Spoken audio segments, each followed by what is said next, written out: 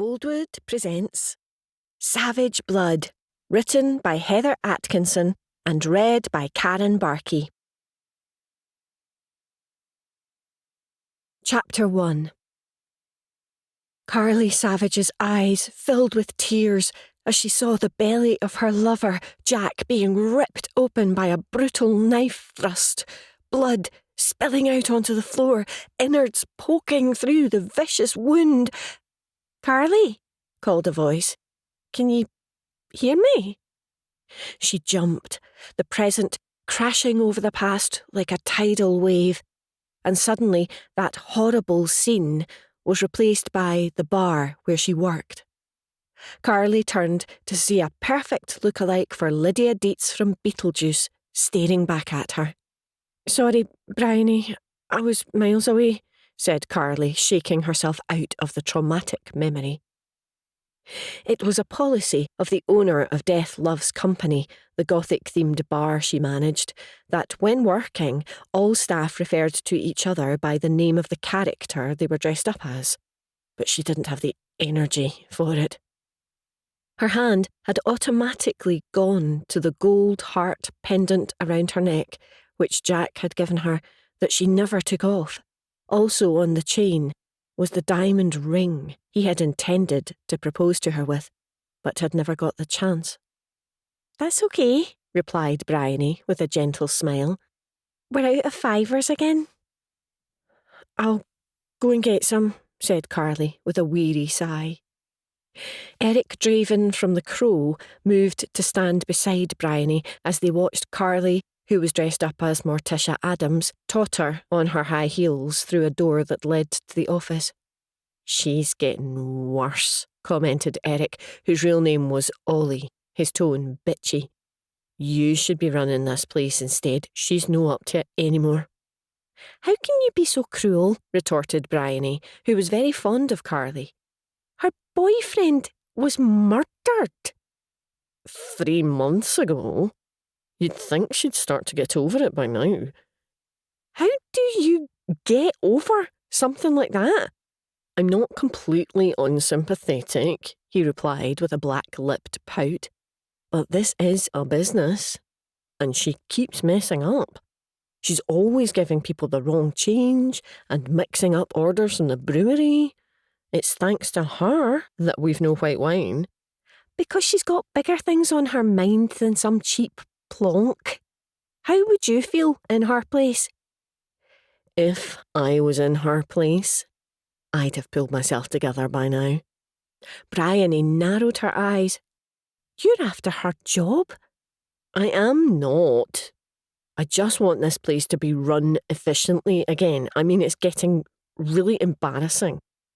"There's a customer waiting to be served," Bryony told him coldly.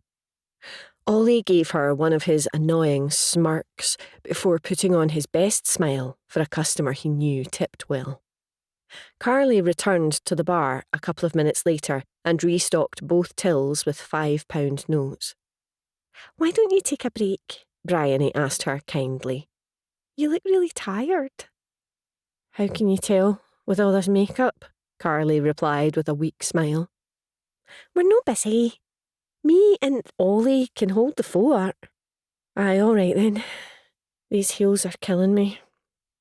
Bryony wasn't fooled. Carly had gone from happy and energetic to bad-tempered and lacklustre.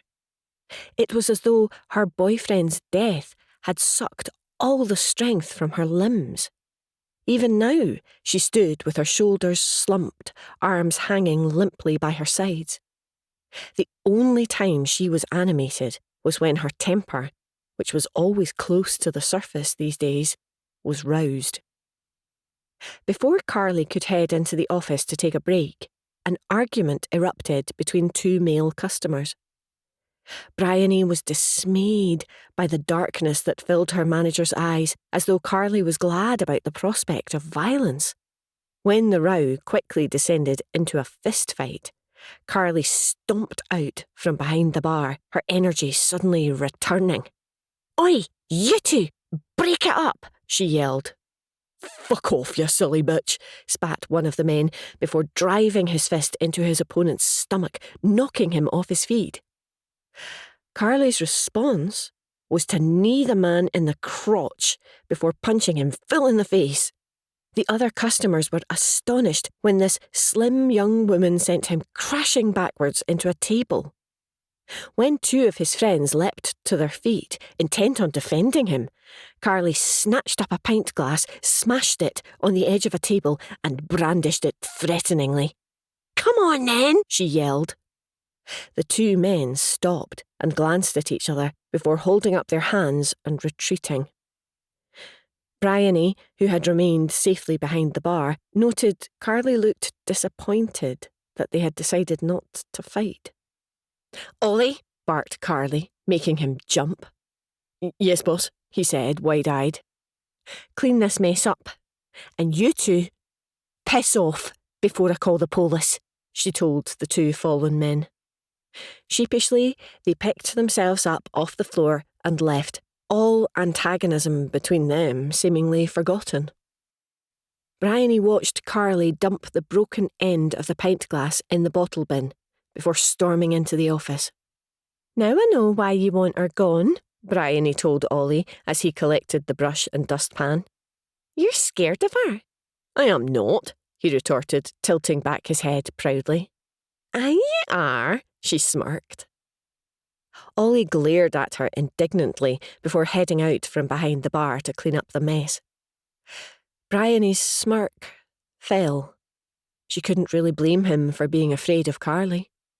Her boyfriend's murder had changed her. These days, most people were afraid of Carly Savage. Carly entered her small flat.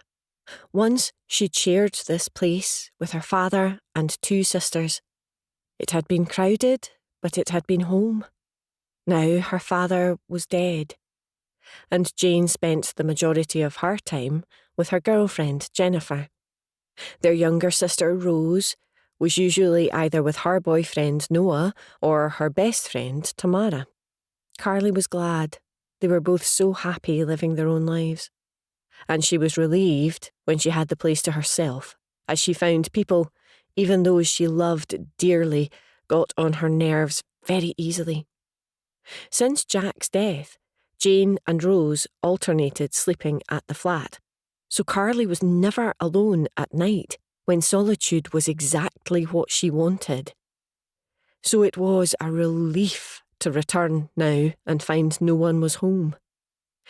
She'd changed into her own clothes at work and taken off the long black wig, but she hadn't yet removed the Morticia Addams makeup, which she did before pulling on her pyjamas. She then padded into the kitchen and poured herself a large glass of white wine before curling up in front of the telly. A Sylvester Stallone action film was playing, one of Jack's favourites, so she elected to watch it. Carly smiled as she recalled how he would cheer along the protagonist. She'd really enjoyed his enthusiasm, and the pleasant memory warmed her, but not for long. Inevitably, as it always did, the horror of his death eradicated all that positive emotion, leaving her feeling cold and sick inside. The world thought Jack had died alone in an alley in Glasgow city centre after being stabbed by a mugger. Very few people knew that Carly had actually witnessed his murder, and that he'd been killed by her own cousin, Dean, who had been revealed to be an obsessive psycho. She'd thought Dean was one of her best friends, a man she could always rely on, when in fact, he'd been her biggest enemy. He'd taken from her the man she'd loved and who she'd intended to spend the rest of her life with. Carly drained the glass of wine, wanting the alcohol to blot out the horror of Jack's murder, but it continued to replay before her eyes, the way his jaw had gone slack and his eyes had widened with shock. The horrific, ripping sound as Dean had dragged the blade sideways, causing Jack's insides to bulge out. "Christ," she breathed, a prayer as well as a curse, as tears spilled down her cheeks. She fought the impulse to refill her wine glass. She'd been drinking a lot more than was good for her, but the pain was too much. Retrieving the bottle of wine from the fridge, she refilled her glass and gulped down that too, feeling slightly better when the comforting haze started to surround her. Screwing her eyes shut, she concentrated on all the good times she and Jack had shared. Their relationship had lasted just a few months, but it had been intense. Images of him smiling down at her filled her head, obliterating the horror of his last moments. She'd been one of the very few people who'd been able to make him smile and who he'd bestowed smiles upon. He'd had a reputation for toughness and violence, but he'd never been that way with her. She'd only ever had the best of him. Thankfully, the city had finally forgotten about his murder. For weeks, she'd had to endure people online saying he'd got what he'd deserved. Stupid, ignorant people who'd never met Jack but thought themselves qualified to judge him. All they'd known was that he was an ex-convict who'd been put in prison for attempted murder, even though it had been self-defence. His so-called victim had then gone on to murder an innocent woman. Yet still, all those fucking idiots had thought he'd deserved to die in such a terrible way. They'd never laughed along with him, loved him, or been loved by him. For a while, Carly had been caught up in obsessive thoughts of vengeance, not only against Dean, but against every single one of the ignorant pricks who'd derided him online. She'd fantasised about tracking them down and beating the living shit out of them. She'd even gone as far as to speak to a local hacker to see if they could trace the arseholes through their IP addresses. Thankfully, her family had talked her out of it. Now, she only blamed two people. Cole Alexander, her ex-boyfriend who had plotted with Dean against Jack, and Dean himself. She still dreamed of finding Dean and killing him, but her uncle had hidden him too well. All she could be certain of was that he wasn't in the country anymore. Beyond that, who knew? Toni McVay, known as the Queen of Glasgow, the most feared and respected crime boss in the whole of Scotland, had covered up the truth of Jack's murder well. Jack had worked directly for her, and as Carly's family had worked under Jack, they were also under her control too.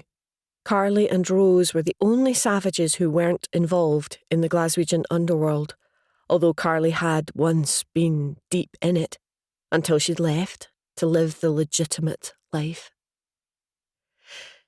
She polished off the bottle of wine, disgusted with herself, but the alcohol numbed the worst of her pain. She drifted off on the couch, the empty glass slipping from her hand. Chapter 2. "Just me," called Jane as she entered the flat at 8 o'clock the following morning. She frowned when there was no response.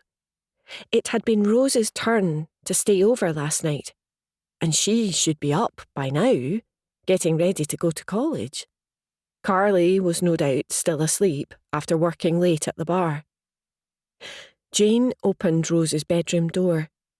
She wasn't there, and her bed didn't look like it had been slept in.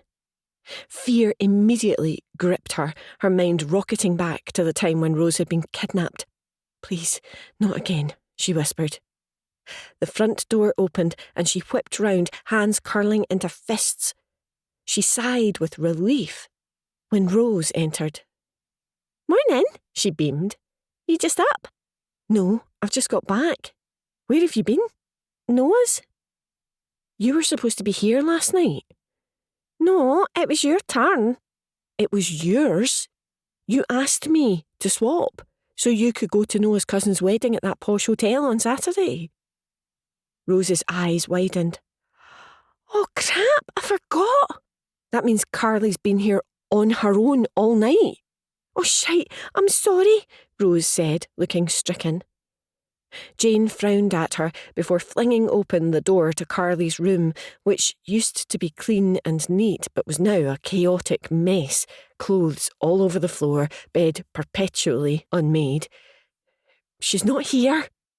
God, this is all my fault, breathed Rose.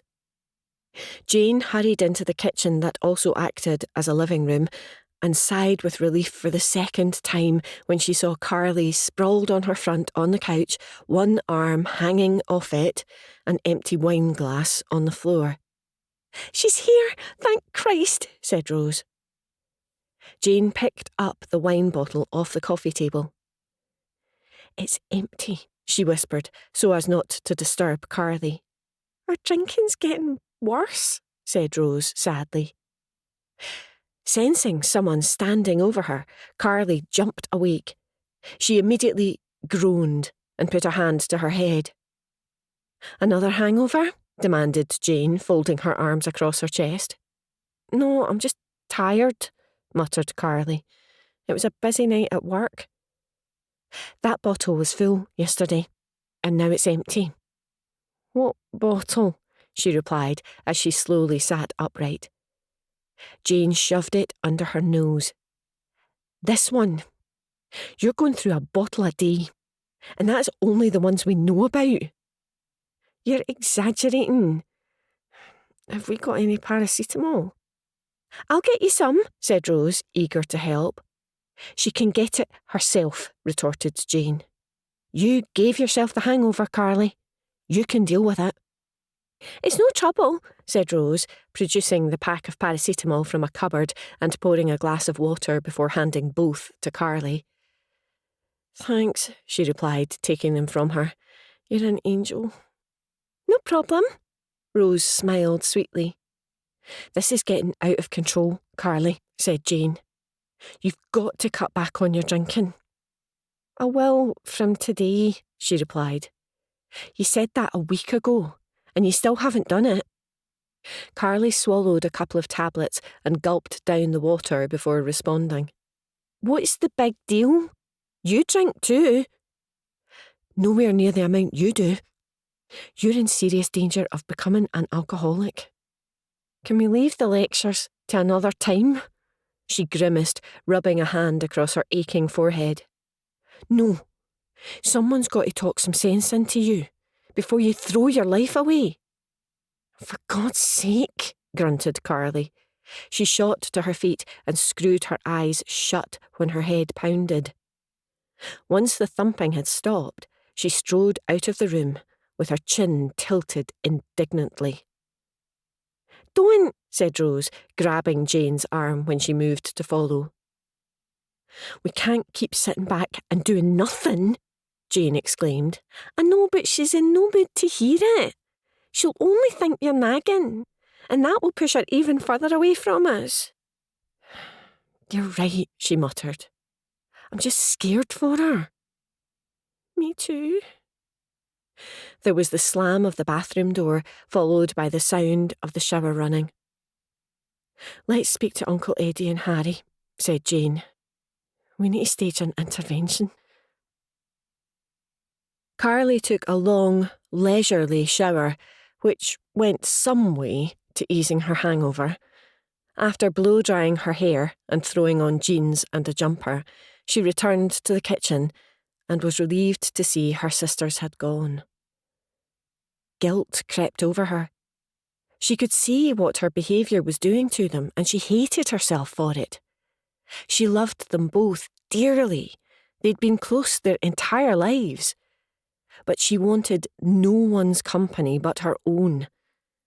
That was when Jack felt closest to her. The day stretched out before her, long and empty, until 4 o'clock that afternoon when she had to go into work to set up for the night. First, she would make her daily pilgrimage to Jack's grave, and beyond that, she had no idea. Her thoughts were interrupted by her phone ringing, the sound grating on her nerves. "What?" she said impatiently as she snatched it up. Carly rolled her eyes at the sound of her boss's stammering voice on the other end. "Now," she retorted when he said he needed her to come into work as there was something important they had to discuss. "Fine. I'll be there in an hour," she added before hanging up. Carly had a lot of contempt for the owner of Death Loves Company. He called himself a reality TV star, but in her opinion, he was nothing but an attention-seeking loser. Personally, she found him ridiculous, but he was her employer, so she had no choice but to obey his summons. Conscious of the fact that she was way over the legal limit to drive, Carly had to take the bus to Death Loves Company, which took almost an hour, not helping her mood or her hangover any. By the time she arrived, her temper was close to the surface. She entered the bar to find the owner, Ricky, was already there. He was accompanied by a tall, bald, muscular man she'd never seen before. "What's this about?" she demanded the moment she was through the door. Ricky gave her his best smile, his teeth ridiculously white, his skin a hideous orange, and black hair badly dyed. "Carly, thanks so much for coming at such short notice." He gestured to one of the bar stools. "Take a seat." Ricky looked to his companion sheepishly when she remained standing, staring at him with contempt. "Why don't you take a seat, like Mr. Allen suggests?" said the bald man in a very deep voice. Carly gave him the same scornful stare before looking back at her employer. "Right, well," began Ricky awkwardly. I'm afraid I've had a complaint about your behaviour." "It's that wee worm, Ollie, isn't it?" she spat. "He's after my job." "It's nothing to do with him. It was from a customer who claims that you punched him last night." "Aye, so?" "Carly, you can't punch customers." "I was breaking up a fight. He hit another customer first. So, I did what I had to do." "He says you also threatened his friends with a broken glass." "I'm entitled to protect myself." "I spoke to a couple of other witnesses who said the danger was over by that point. There was no need for you to threaten them with a piece of jaggy glass. I've looked at the CCTV footage," he said, hastily speaking over her when she opened her mouth to reply. "I've seen what happened, and I agree you went too far." "Fine. I'll tell you what. The next time a fight breaks out, I won't lift a finger. I'll call you instead, and you can come down here and sort it out." I don't think that's the solution," he stammered. "This is a bar," she told him, as though he were 5 years old. "People can get violent when they drink. I'm the only one here capable of splitting up a fight. No one else can do it, especially not that weak wee coward Ollie. It's always left to me, so instead of pulling me up about doing my job, you should be saying thank you." "Believe me, I appreciate all your hard work, and you've done a sterling job since Diana left, but what you don't know is that the man you punched is the son of a local MP. So? So, this man is very influential and he's upset about what happened to his son. Then he should tell his son not to drink more than he can handle and start fights in bars." "He's insisting you're sacked." Carly arched an eyebrow. "Excuse me?" Ricky looked at his companion for assistance. He'd liked Carly at first, but since her boyfriend's death, she'd become scary, hence the backup he'd brought with him. "Mr. Allen is saying that you're fired," the bald man told her politely but firmly. "I'm fired? Because I stopped your precious MP's son from beating the shite out of another customer? Is that what you're saying?" she yelled at Ricky. "This isn't me, Carly," he replied placatingly. "He's threatening all sorts of trouble for my bar. If it was my choice, of course I'd keep you on." Her lip curled with disgust. "You're so weak." Her words filled him with shame. "I really don't want to fight this man. He's pretty powerful." "No, he's not," she snapped back.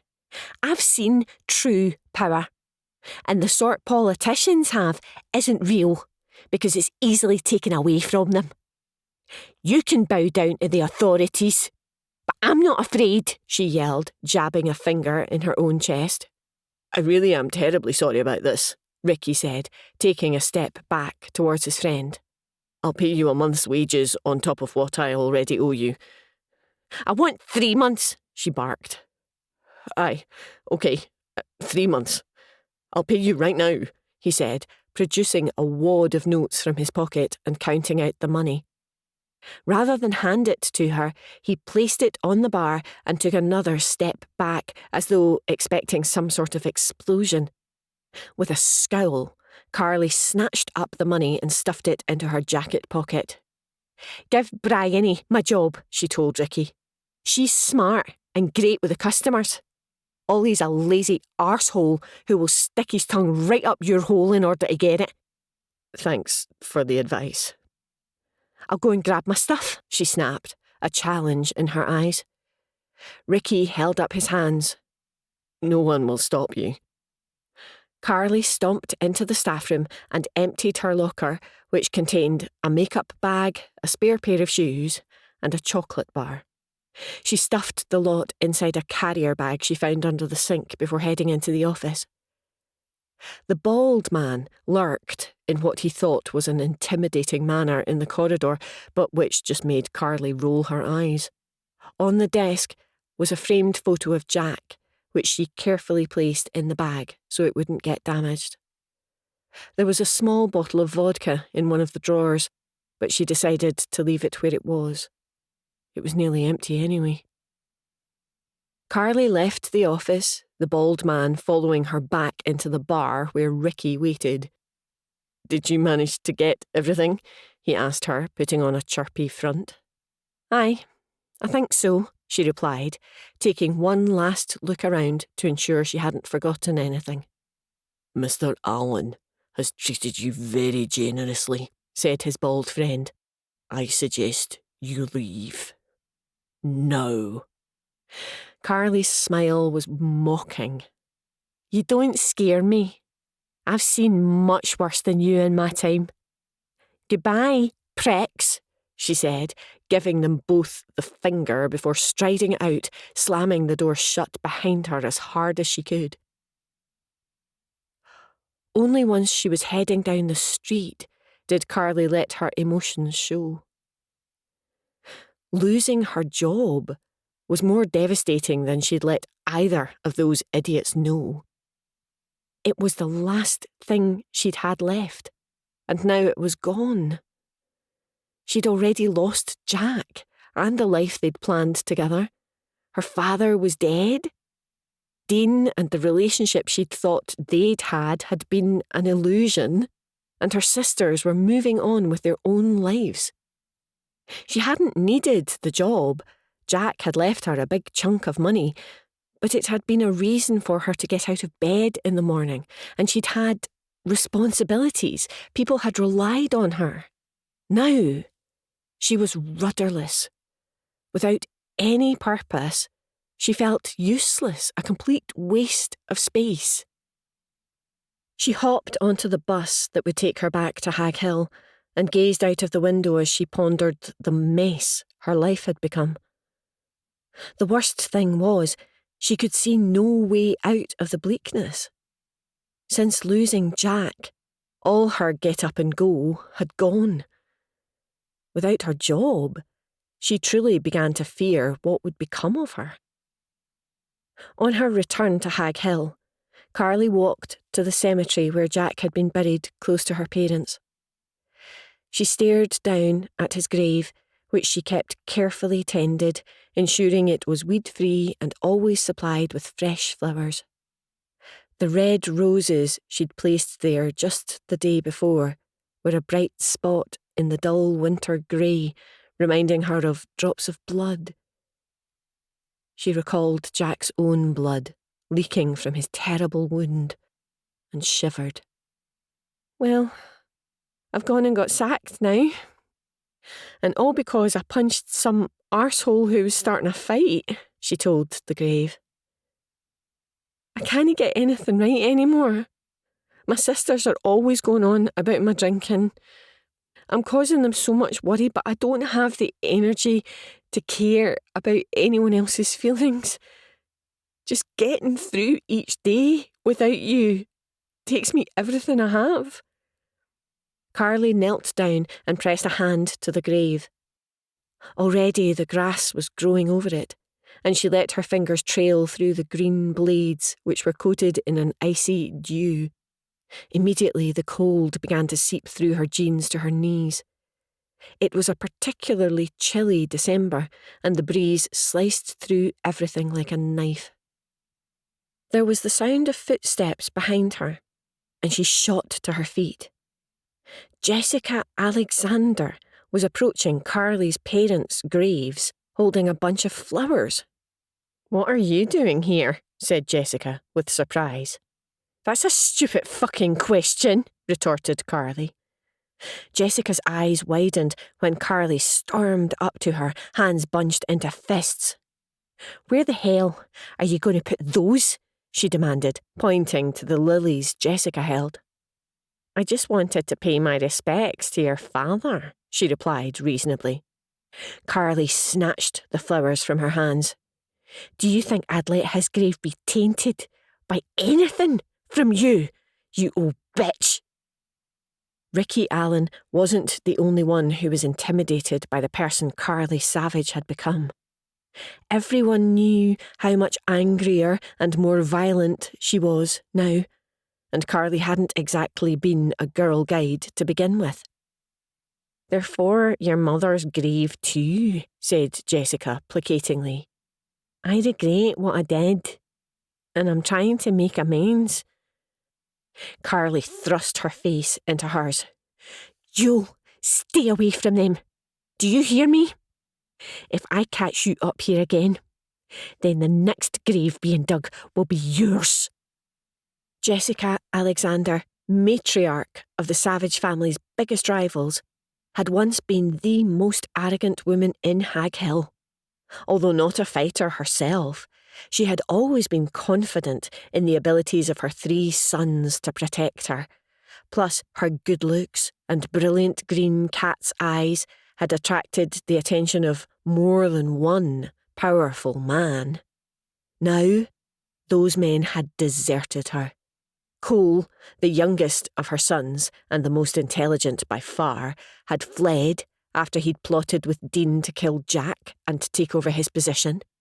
Her 2 older sons had moved out of the area, wanting to distance themselves from the dangerous scheming of their mother and younger brother. Now, she was alone in Hag Hill, reviled by the majority of the residents. It had been a dramatic wake-up call for her. "Okay, I'm going," said Jessica. "But you should know I'm not the woman I was."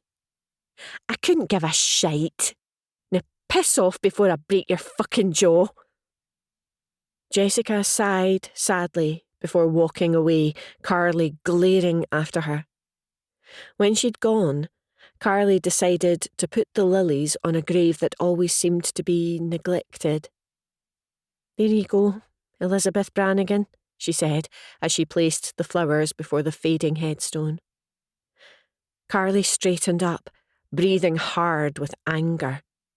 Jessica had had an affair with her father Alec when her mother had been dying of cancer. Carly was the only member of her family who knew this, and she'd promised her dad she'd keep quiet about it.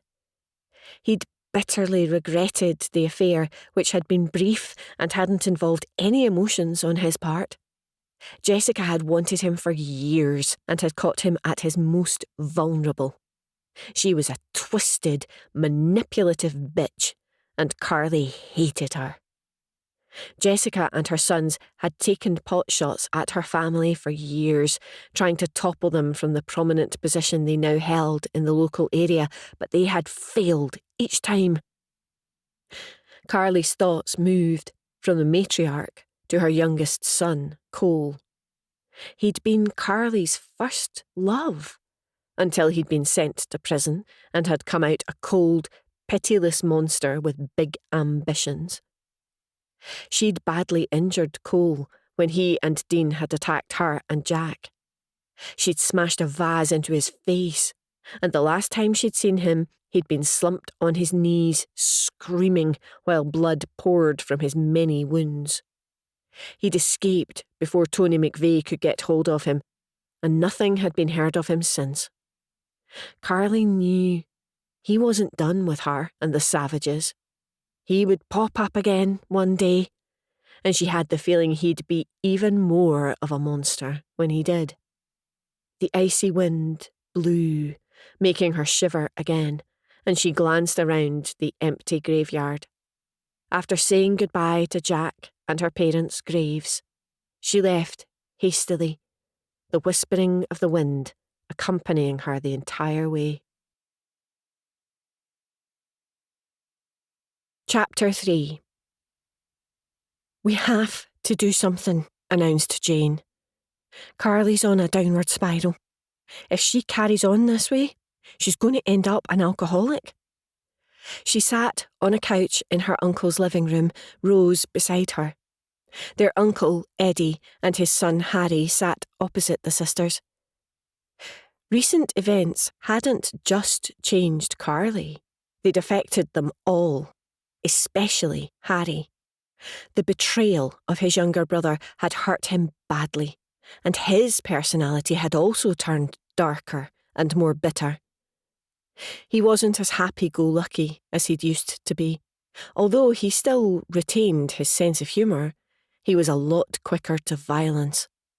Eddie seemed more world-weary, the absence of one of his sons a constant, niggling pain, although this unceasing ache was tempered by the knowledge that Dean was alive and safe, well out of reach of any vengeance Toni McVay or Carly might inflict on him. "Jane's right. We have to do something," announced Rose. The news of Dean's betrayal had changed her too. She'd lost a lot of the sweet innocence she'd once possessed. Her love of mayhem and a good scrap had only increased. She'd just turned 18, but already she seemed a fully fledged adult. "She's so sad all the time." "It's understandable after what she went through," said Eddie. "I can't imagine what it was like having Jack die in her arms with his insides hanging out." "I know, but it's getting worse when she should be getting better. We've asked her to see a therapist loads of times, but she refuses. She's so stubborn." "She's an adult.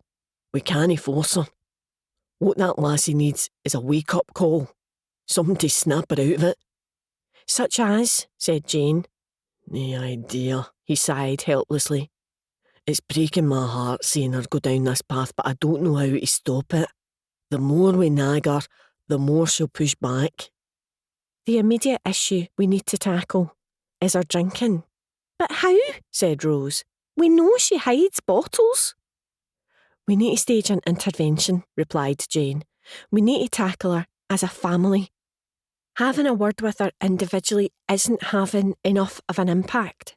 Together, we might finally get through to her." "It's worth a try," said Eddie. "What do you think?" he asked Harry. "I think we should leave her alone to come out of it in her own time," he replied. "It's no worked so far," Jane told him. "She's got enough on her plate without us having a go at her." "Rose," said Eddie, turning his attention to his youngest niece. "We have to do something," she said determinedly. "If it was any of us in her position, she wouldn't stop until she'd got through to us." "You're right, though. Right. Let's do it." Eddie got to his feet. "No time like the present. I'm guessing she'll be in." "Probably," said Jane. "The only places she goes are the pub, work, and the cemetery. Carly sat slumped at the kitchen table, nursing a glass of wine, when there was the sound of the front door opening. Before she could hide the wine glass, her sisters had entered with her uncle and cousin. They looked so grim, her heart leapt with fear. "What's happened?" she demanded. "Nothing," replied Jane, taking the seat to her left, while Rose took the one on her right. Eddie and Harry occupied the chairs at the opposite end of the table. "We just felt it was time for an intervention," added Jane. Carly's eyes narrowed. "I thought people only held those for drug addicts." Jane pointed to her glass of wine. "And alcoholics." "I'm no an alcoholic," Carly exclaimed. "It's 1 o'clock in the afternoon." "So? It's just one glass?" Sadness filled Jane's eyes. "That's the problem, Carly. It's no just the one." "We're no here to argue," said Eddie when Carly opened her mouth to yell back at her older sister. "We're just worried about ye." "There's no need," she scowled. "I'm fine." When she reached out to pick up the wine glass, she saw Jane's raised eyebrow and retracted her hand. "No, you're no, doll," continued Eddie. "And who can blame ye after what you went through? Any one of us would be the same. The grief's tearing you apart. You need professional help." "Like a psychiatrist?" she spat. "I'm no mad." "None of us think you are. And I don't mean a psychiatrist, I mean a grief counsellor." "I don't want to see anyone. I don't want to talk about it." Tears filled Rose's eyes when Carly anxiously wrung her hands together and she shifted uncomfortably in her seat as though fighting the urge to run. She placed a gentle hand on Carly's arm. "We hate seeing you suffer like this." "I'll be fine. I just need more time," she replied, eyes tick-tocking from side to side while continuing to grind her palms together. "It's been 3 months," said Jane, "and it doesn't seem to be getting any easier for you." "I didn't realise there was a time limit on grief," snapped back Carly. "We're not saying there is, but you're struggling. Please let us help." Carly swallowed hot tears. "You can't help me. No one can." They were all startled by the way her eyes narrowed, pain becoming predatory, that unnerving gaze fixing on Eddie. "Unless you're finally going to tell me where Dean's hiding." "You know I can't do that, doll," he replied. "Getting my hands on that twat is the only thing that will cheer me up." "Revenge is no the way to recover." Carly shot to her feet, the legs of her chair scraping noisily across the floor. "It's not revenge! It's justice!" she yelled. "A life for a life!" "Killing Dean won't make you feel better," he told her calmly. "It will only make you hate yourself." "If you believe that, then you don't know me at all." She slammed her fist down on the table. "This intervention is over." "No, Carly, wait," called Jane, shooting to her feet as her sister yanked open the back door and stormed out. "Let me talk to her," said Harry. Jane sighed and nodded before slumping back into her seat. Harry exited the flat just in time to see Carly vault the back wall and drop down on the other side. He did the same and jogged after her, catching her up at the end of the back street. "Go away," she told him. "I'm not in the mood for company." "Well, fucking tough, because you've got it." Carly stopped and turned to face him. Harry smiled at the surprise in her eyes. "You're not the only one recent events have changed." "Why? And what do you think of Dean?" "I fucking hate him," he rasped, throat choked with emotion. "Really?" she said guardedly. "Aye, really. I never thought I'd say that about my own brother, especially when we've been so close, but I can't get over his betrayal. It's eaten me alive." Carly recognised some of her own pain in her cousin when he ran an agitated hand through his thick, light brown hair. "What would you do if you saw him again?" she asked him. "Well, I wouldn't be able to kill him like you want to, but I'd beat the living shite out of him. I'd want him to hurt like he's hurt us. Carly studied him closely before linking her arm through his. Fancy going for a drink? How no? He smiled. Derek, landlord of the Horseshoe Bar, watched Carly and Harry down more drinks. It was a relief to see her actually smiling for once, but it wasn't a good smile. The pair looked to be plotting together. They were well on their way to being drunk, and it wasn't even 1 o'clock in the afternoon. Taking out his phone, he headed into the back room to make a call. Jane Hen, he said when she answered. I'm worried about Carly and Harry. They're here in the pub, and they're pretty pissed. No, there's no trouble so far, but I get the feeling there will be. At the sound of a crash from the direction of the bar, he peered out to see Harry and Carly launch themselves at 3 men. Oh, Christ, they're in a fight. Get over here quickly. Derek hung up and charged into the fray, but he was too late. While Harry felled one man with a roundhouse kick to the face and the second with a powerful uppercut, Carly kneed the third man in the crotch and headbutted him. It was over before anyone could register what was happening. What did you do that for? Derek demanded of the savage cousins. They came in here to cause trouble, Harry told him. They must have only just walked through the door, he exclaimed. It's true, Derek, said Carly. The pricks marched in and said they were going to smash up the place. Why would they do that? I've never even seen them before. Whatever the reason, that's what they intended to do, said John, one of the regulars. They told us all to clear out or we'd have our cunts kicked in. Dirty bastards, growled Derek. You ought to be saying thank you to Carly and Harry. Aye, I'm grateful, he replied. But why would they want to smash up my place? I've done nothing to them, that I know of anyway. Let's find out, said Harry.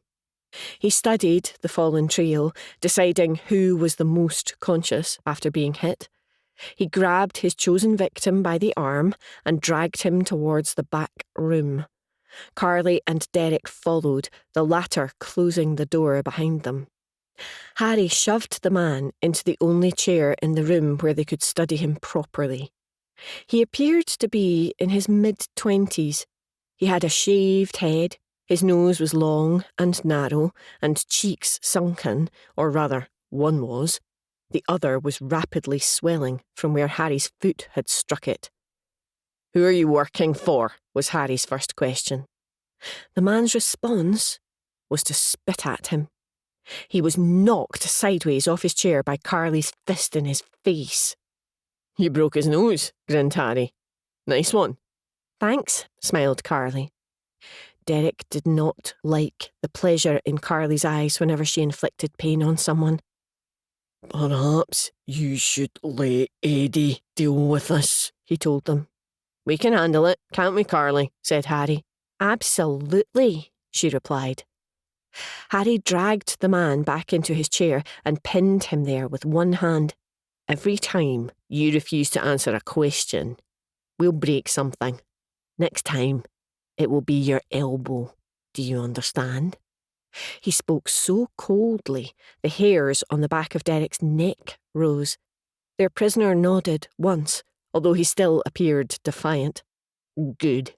Now, why were you going to smash up Derek's nice pub?" "We were paid to." "By who?" "Dunno." Harry grabbed his left arm and twisted.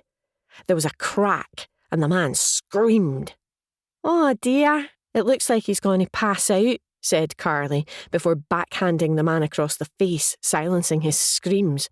"Jesus Christ, will you two calm down?" exclaimed Derek. "If we don't find out what's going on, then they'll return with reinforcements," Harry told him. "I don't care. I will not allow someone to be tortured in my back room? Let's at least find out who he is, said Carly, patting down the man's jacket. She located his wallet and flipped it open. His name's Owen Ochter, 25 years old, lives in Wellhouse. Who are those two idiots you came in with, Owen? Relatives of yours or just friends? I think he's going to be sick, said Harry. Derek snatched up the bin and shoved it under Owen's face just as he vomited. What a lightweight, grinned Harry. Lightweight, cried Derek. He's just had his elbow and nose broken. He's entitled to throw up. He whirled round when the door burst open. Thank Christ, Julia.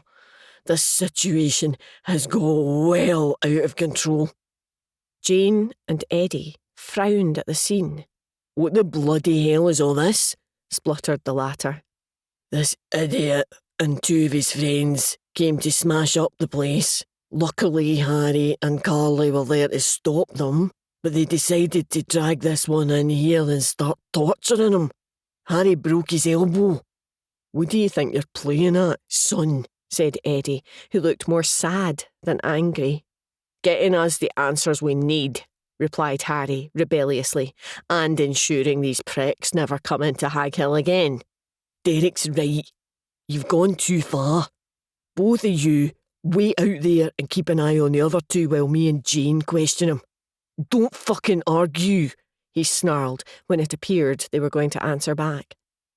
Carly and Harry both gave him a hard look before exiting the room.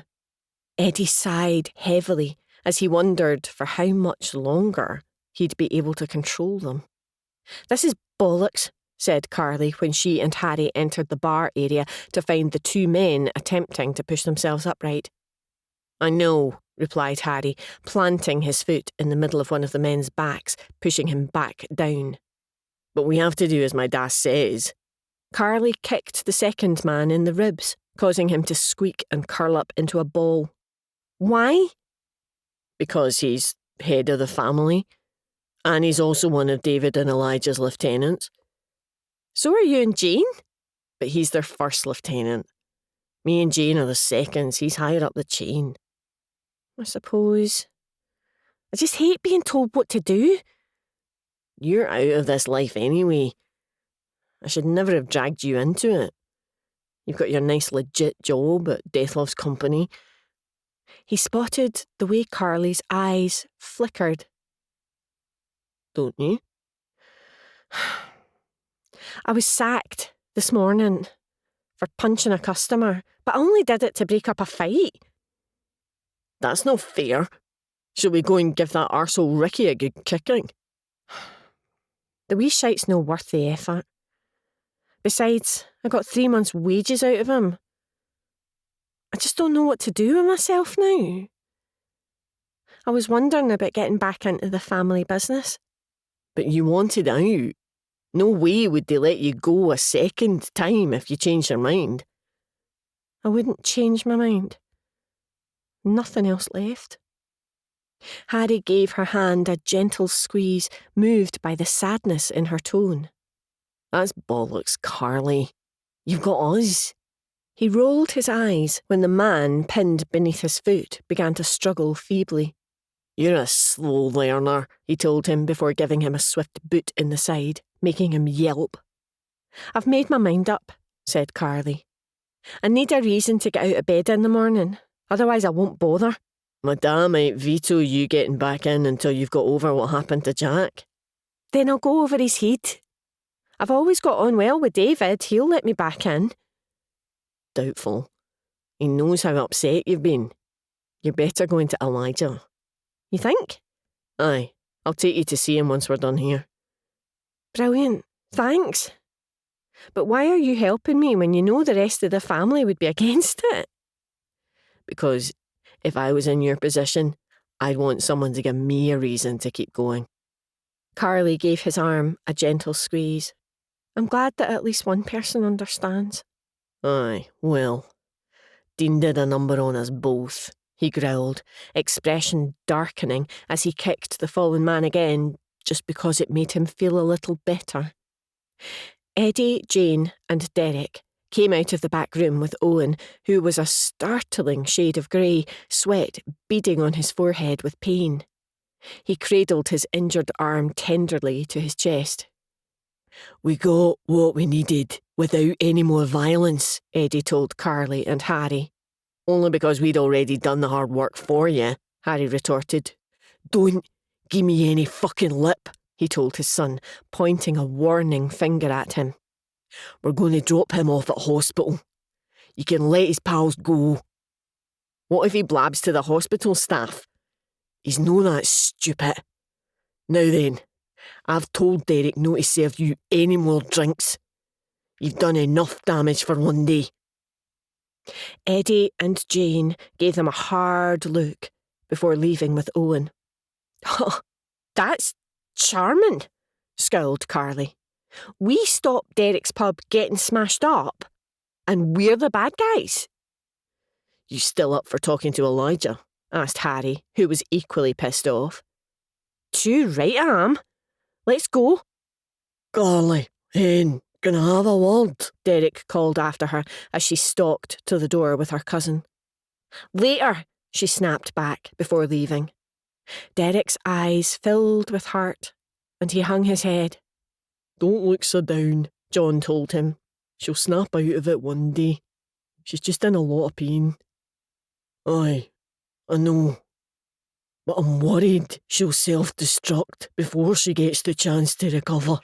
Jack's murder has set that lassie on a very dark path."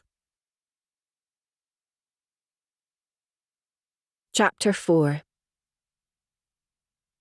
Elijah Sampson smiled, creasing his thin weasel face unpleasantly. He lolled back in the chair that Jack had once occupied in the office at the rear of the cafe where he and David conducted business. "So, you went back in, do you, Carly?" he said. "Aye," she replied. Before coming here, she and Harry had gone to a cafe and drunk several cups of coffee, sobering them both up. "Why? When you were so desperate to get out?" "Because I've realised this is what I'm meant to do." "What brought about this flash of inspiration?" Carly's muscles clenched with tension at his patronising tone. She'd always considered Elijah rather an unpleasant character, but Jack had thought very highly of him, and that was good enough for her. Elijah had also remained loyal to him, for which she would be forever grateful. "I lost my job at Deathlove's company for punching a customer." "I see you already know," she added when he appeared unsurprised. "I did hear a wee whisper." "That made me realise I can never have a legitimate job. Violence is in my blood. So I may as well use that fact to my advantage and make more money than I ever could working behind a bar." Elijah's patronising smile vanished, and he nodded thoughtfully. "All right, that makes sense." "Harry," he said, sharp gaze turning to her cousin standing beside her. "What do you think of this?" "It's a good idea," he replied. "Carly was born for this life. I want to talk to her in private." Harry glanced at Carly, who nodded, and he left. "Take a seat," said Elijah, indicating the chair opposite his desk. She obeyed and regarded him expectantly, surprised when his expression softened. "Jack meant a hell of a lot to me," began Elijah. "He was one of the very few true friends I've ever had. I also know how much he loved you, so I'd be failing him if I let you back in when your head's all over the place. You were there when that cunt killed him. He died in your arms. That's enough to fuck up the strongest of us. The last thing I want is you charging head first into a dangerous situation because you're knotted up with grief and getting yourself killed." Carly paused to gather her thoughts before replying. She hadn't expected such concern from this man who was known for being cold and ruthless. "I get where you're coming from, but I've felt totally lost since Jack died. The only thing I had was my job at the bar, And then I lost that too. I need something to keep me going, keep me alive. I can't tell you how many times I've considered lying down beside his grave and never getting up again. Carly was surprised that she'd opened up to this man. A single tear escaped the corner of her eye and slid down her cheek. Hastily, she wiped it away, embarrassed about showing such weakness. Don't be ashamed of your tears, he told her. They show what Jack meant to you. You should be fucking proud of them. I'd love to give you a job. I know what you can do, but I'm still worried that it's too soon. Then let me prove to you that it's not. No, I'm sorry. I don't think you're ready. Come and see me in a couple of months and we'll talk again. Carly shot to her feet and glared down at Elijah, hands bunching into fists. The sardonic smile returned to Elijah's lips. The violence in your eyes convinces me I've made the right decision. Go ahead, smash up my office if it'll make you feel better. I'm no caring, but it'll destroy your chances of working for me again for good. It was with an enormous effort of will that Carly spun on her heel and stormed out, fighting the urge to slam the door shut behind her. Well, said Harry, who was waiting for her in the corridor. He said I'm no ready. I've to come back in a couple of months. Really? He said Jack was his friend, and he'd be doing him a disservice taking me on when I'm still grieving. I see his point, even though I don't agree with it. Sorry, Carly. I got your hopes up for nothing. It's not your fault. I appreciate you trying to help. You're the only one who has any faith left in me. He slung an arm around her shoulders. Let's go and grab something to eat. I'm starving. It's on me. Sounds good, she replied with a weak smile. I could use a big glass of wine. And I could use a pint. Even though your dad told us not to drink? I'm 25 years old. If I want to drink, I bloody well will. It's 10 o'clock. Where are they? Exclaimed Jane, dragging her fingers through her short brown hair. I'm sure they're okay, replied her girlfriend, Jennifer. They're both adults and very capable of taking care of themselves. But they haven't been themselves lately. Neither of them are thinking straight. What if they've got into another fight? Then I feel sorry for whoever's stupid enough to take them on. Jane's right, said a wide-eyed Rose. They've both been so reckless lately. It would be easy for them to get into big trouble. The three women were at the Savage sisters' flat. They'd spent the last 2 hours repeatedly calling Carly and Harry, but neither of them had picked up.